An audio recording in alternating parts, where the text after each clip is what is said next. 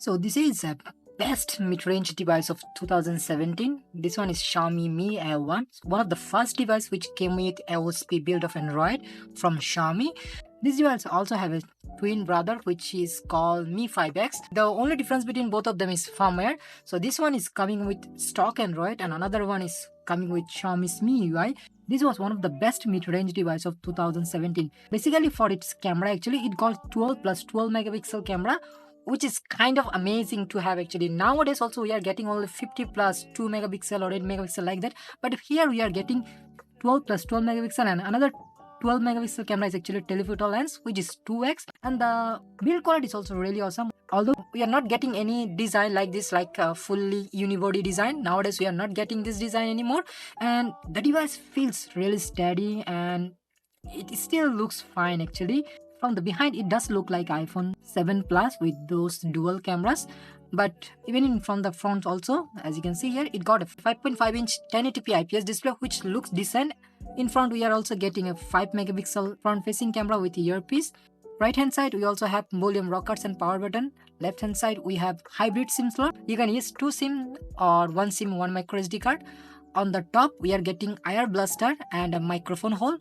On the bottom you are getting 3.5mm headphone jack, another microphone and Type-C port. So kind of amazing to have back then actually in a mid-range device. And also we are getting speaker which is pretty decent actually. And on the back, as I said, 12 plus 12 megapixel rear facing camera and fingerprint sensor which is really quick.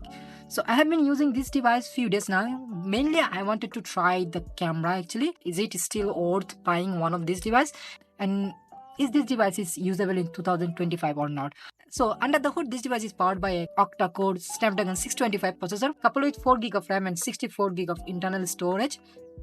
So quite good spec for a device from 2017.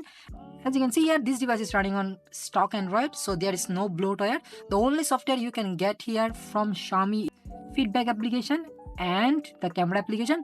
So the camera application used here is actually from Xiaomi, not like Google's one.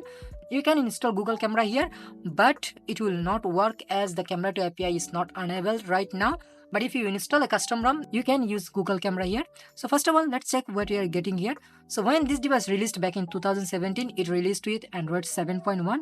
As an Android 1 device, it got 2 major updates. It is updated to Android 9. And as you know, Android 9 is still usable. You can use all the application here.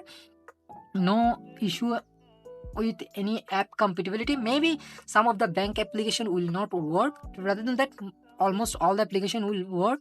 But the main problem is the CPU used here is not really that powerful. It was a mid-range CPU from that time, so it is not really that much powerful and it cannot really handle gaming as for now.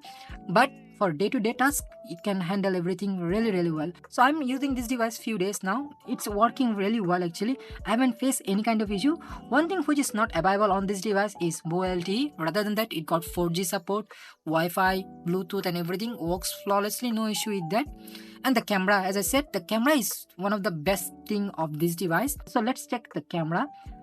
So as you can see here, it is Xiaomi's typical camera layout, what we used to get back then. If you want to take portrait photo, as you can see here, we have a icon here. If you press it, it will switch to 2x mode and you can shoot portrait photo from here. And it does a decent job actually in portrait mode. And also you can take picture in 2x mode too, as you can see here. So you can do that too. And another really exciting thing of this camera is that it can shoot up to 4K. Even in today's mid-range device, they are not coming with 4K support, but this one got 4K support. As you can see here, the video quality is 4K. So you can shoot up to 4K here. And there are other features of camera actually, like HDR is available. And if you press an option, as you can see here, we have panorama, timer, audio, manual, straighten, beauty, group selfies, tilt shift and square and HHT. So HHT help in low light. In low light, this device is not going to perform well. And the manual mode, as you can see here, it got full-blown manual mode like white balance, focus, exposure, ISO and lens. So all the lens, as you can see here, even you can use telephoto lens too in manual mode. So that's really good.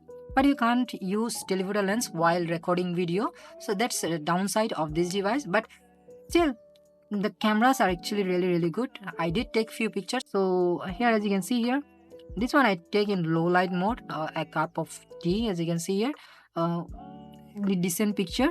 And if I swipe here, so this one is actually I've taken with portrait mode. So as you can see here, there is an option called portrait because I take it with portrait mode, and this is my cat. It's really hard to take picture when something is moving with this device because it cannot really perform well when something is moving. Still, as you can see here, it did a really good job, not really bad. Actually, it performed really well on human subject rather than these animals and other things. And as you can see here, a few other portraits, and it is really good actually in terms of portrait. It is decent actually, not really bad. So I did take few videos in 4K, but the problem is that this device can't play 4K videos. So as you can see here, this one is actually 4K video. The sound is playing but the video is not moving, but the video quality is actually good, not really bad. Here are a few more pictures. As you can see, you can still use this device to take picture, not really bad, as you can see here. And I did take a portrait actually. So as you can see, so edge detection is really good because it is having a dedicated lens. Camera is still pretty much usable if you want. In night mode, it's going to struggle, but for daytime, it is still usable. So the cameras are still capable. In terms of overall usage, this device is still usable as a primary device. You will not have any issue in terms of using this device. Like all the application works really well, social media and everything. Yes, it is a little slow and it's not going to perform well in the gaming because I did play Call of Duty here. It is playable in low graphics, but it's not really that great. Rather than that, offline games works really well, like Asphalt 8, Temple Run, Subway Surf. These games works really well. And also the speaker quality is actually good, not really bad.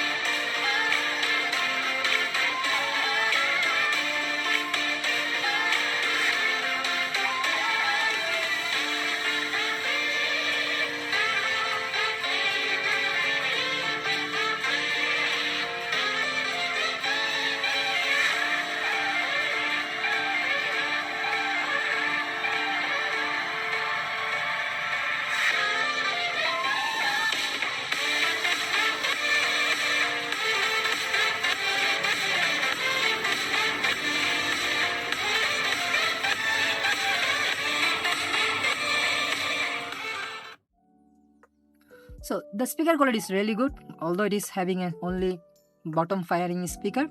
It's decent, but one thing which is really good actually is 3.5mm headphone jack output. So it can drive really high-end earphones too. I don't really have any high-end earphones, but as far as I know, it can handle really well like high-end earphones. And the display, as you can see here, as I said, this one is IPS display, but it is really sharp and it's a really decent display. Although it does look really old because of the big bezels. Mainly one thing which is really good right now is like the build quality of this device. We are not getting any kind of unibody devices anymore nowadays. Only I saw one maybe Oppo phone which released in 2024.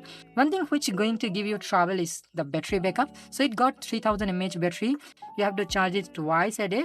This one is actually, you have to consider like if you are buying one of these devices right now. And another amazing thing is that there's a huge custom ROM community for this device, and you can update this device to Android 13 or 14 or 15 maybe. And I will review some custom ROM for this device. So if you have one of these devices right now, you can keep eye on my channel. I will check how this device is going to perform with custom ROM. Maybe they will perform well. And also we are going to get Gcam too with custom ROM. But as for now, with Android 9 also, this device is pretty much usable as a primary device. Only if you are a heavy user, maybe it's not for you. But for basic users, it's still really good device. So that's all about Mi A1.